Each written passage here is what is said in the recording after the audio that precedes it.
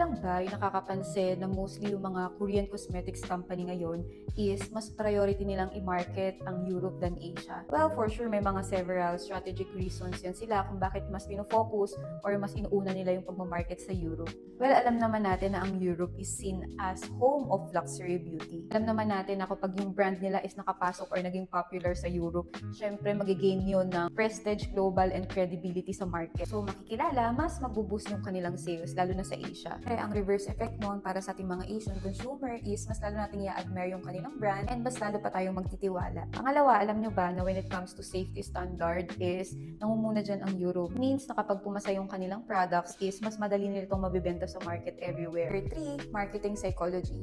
Hindi ba kapag narinig natin na yung product is approved from Europe, hindi ba mas lalong appealing? Kaya mas marami pang Asian buyer yung mas nagtitiwala na gamitin yung product. So number 4 is export advantage. Hindi ba na kapag yung product nila is na-recognize na sa Europe is mas madali silang mag-expand sa mga iba pang bansa like Middle East and America. And alam nyo ba na ang EU certification open sa mga marami pang trade door. Okay, to cut it short, kaya mas inuuna nilang i-market ang Europe dahil mas trust, prestige, and mas madali itong mag-expand globally.